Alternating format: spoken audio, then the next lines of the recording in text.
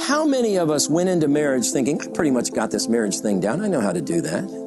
But I can tell you this, none of my degrees prepared me for what it was going to be to lead a church.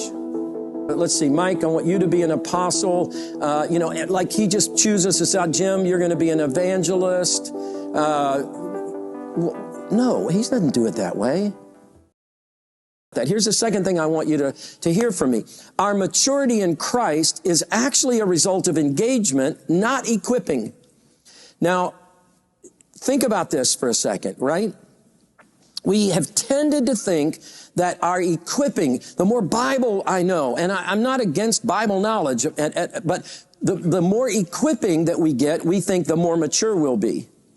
But how many of us, I don't know if this still happens, but a lot of us graduated from college at a time when you would walk in with this nice, freshly minted college degree, and you would put your resume out, and what did they say? Do you have any experience? Now, well, wait a minute. I spent the last 4 or 5 years getting an education. I'm asking you to give me experience. Well, I want education and experience. Why? Because you can be as educated as you want. What do you want? Do you want, if you're going to have brain surgery, do you want the woman that got the best grades in the class, but has never done the surgery before? Or the person who got B's and A's, but has done 1,000 of the surgeries successfully? Which one you want? You want the experienced one, right? So it's engagement that helps us to mature. We've got to remember that piece, because the truth is we keep thinking, I'm going to mature the more I know. Paul said in another letter to another church, knowledge puffs up, but love builds up. How many of us, I don't want you to raise your hand, how many of us went into marriage thinking, I pretty much got this marriage thing down. I know how to do that. I've studied it a little bit. Whew. Then you get married, and then you're a year in or 2 years in, and you're like, okay, this is a lot harder than I thought. How did it go from really nice and easy to really hard? And that's why when you talk to somebody, I'm going to pick on you guys again. How long have you been married? 51 years. Bill, man, yeah. There is no chance that, I don't even know what word to describe the maturity that you must have to have stayed with Karen for 51 years. It's been a challenge, but I've made it. You've made it. But listen, now, do I want a psychologist who's never been married, but who is really well studied in the research of marriage to counsel me, or do I want Bill and Karen to tell me what marriage is really going to be like and what it's going to take to last 51 years? Based on godly principles. Yeah. Well, we need both, but we've got to get engaged. You know more about marriage than you did today than you did 51 years ago. Yeah. Thank you for being married so long. Love that. All right, here's the thing. Remember the Karate Kid movie? Some of us are old enough to remember the first Karate Kid movie. Somebody told me that they're coming out with another one, but first Karate Kid movie, Mr. Miyagi and Daniel-san.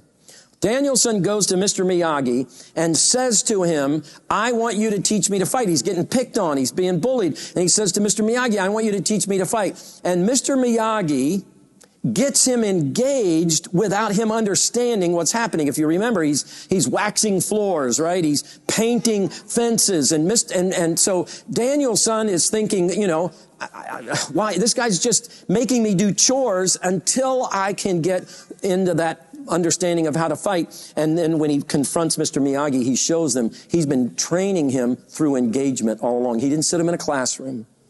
Let me ask you this. Has anybody here gone to the class that Peter took to teach him how to walk on water? Man, that's it. We do offer it once a week here if you want to come. Peter didn't go to any classroom. He was equipped. How was he equipped? He saw that Jesus was able to do anything and everything. He saw that because he was engaged in Jesus, engaged with Jesus. He was engaged in the actual doing of ministry and the experiencing of ministry. And he's like, Jesus, if it's you, then tell me to come out to you, because I've seen you do bigger things than help me walk on water. And if you're already walking on water, then you can help me walk on water. That was his classroom. We've got to move back back into engagement to understand that that's how I'm going to grow in my maturity with Christ. And again, I'm not against I've got 3 degrees. I'm not against study. But I can tell you this, none of my degrees prepared me for what it was going to be to lead a church. No one. There are just things that happen. In fact, can I just say this? I've only pastored 3 churches in my 30-some years, 35 or 6 years. I was an associate pastor for 3 years. Then another church, I was there for 13. And you guys have been willing to put up with me for 19. I think I've been here 19 years. Can I tell you something? You all have taught me more about pastoring than anything I have ever learned in a classroom. And I so appreciate that. You're maturing me up. You're raising me up. You're continuing to help me become more and more mature in Christ. And it's not, by the way, it's not always because of nice things that are said or done. It's because of the fire that we enter into that I have to kind of figure this out. And you and I figure it out together. So engagement is how we're going to get mature. We're not going to sit on the sidelines and get engaged. Third thing I want you to hear me say is that leaders are discovered through their ministry, not before their ministry. Let me say that again. Leaders are discovered through their ministry, not before. I sometimes think that when we read Ephesians chapter 4, verse 11, that we have this idea. Here's what 4:11 says. It was Christ who gave some to be prophets and apostles, evangelists, and pastors and teachers. I sometimes think that we just think that God goes, okay, let's see, Mike, I want you to be an apostle. Like he just chooses us out. Jim, you're going to be an evangelist. No, he doesn't do it that way.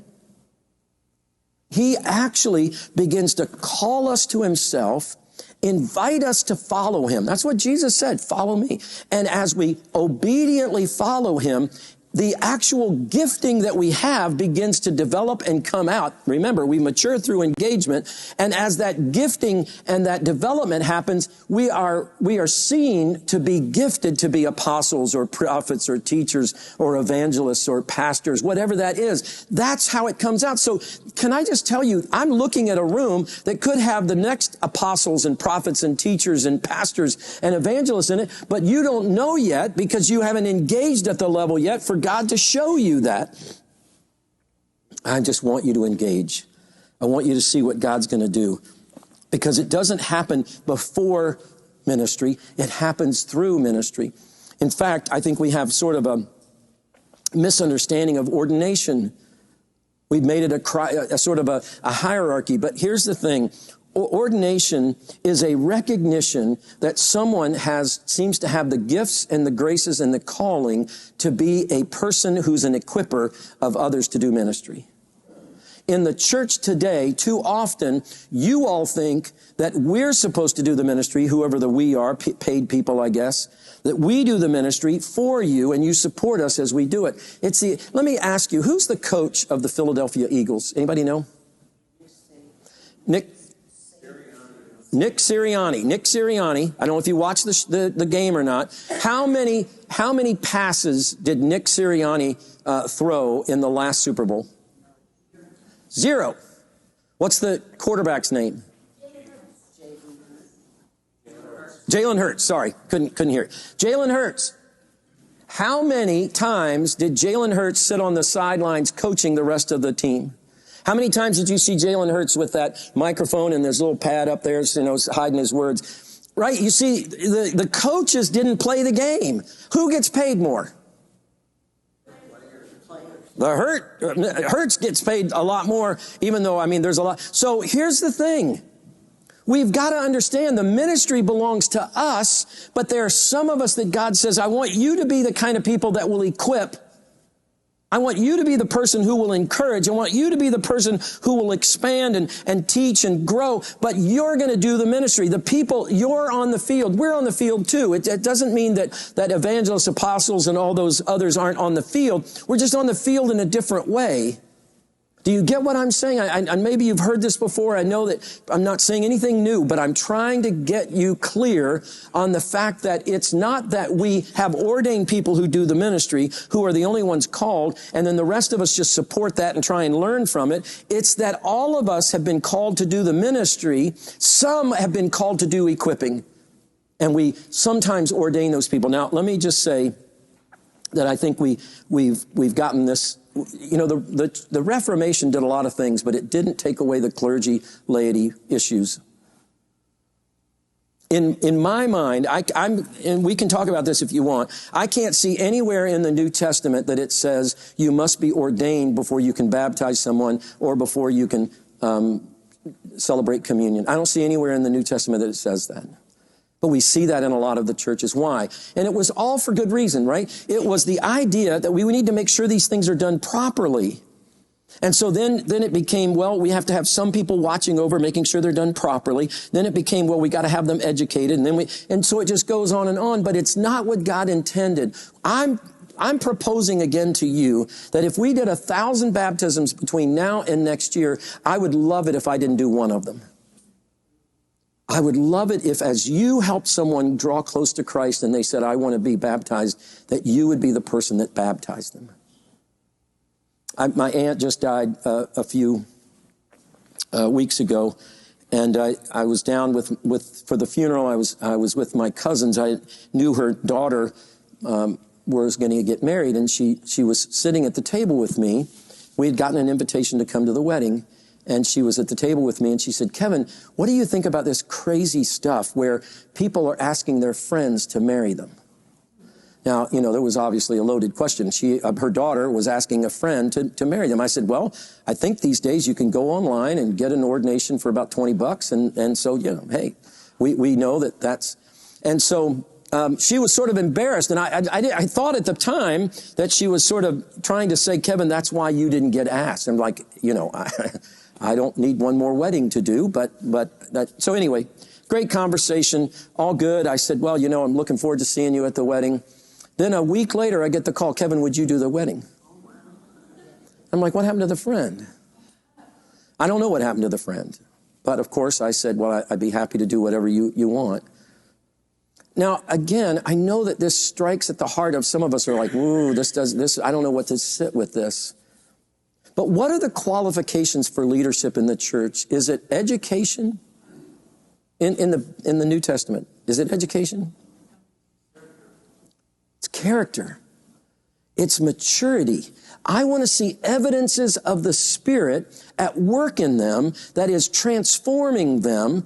That's what it means to be a leader. And so it's not this, they are somehow differently credentialed other than through humble obedience. They have actually shown that God is at work in them. That's what we need to be striving for. But how can we discover that until they engaged in ministry? They're not going to be, we don't just assign leaders. We don't pick them up and say, you're a leader, go over and do ministry. They show themselves as the people that God is drawing out because they are engaging in ministry. And can I just say this? Engaging in ministry is always nerve-wracking because God's always inviting us to do things that we've never done before.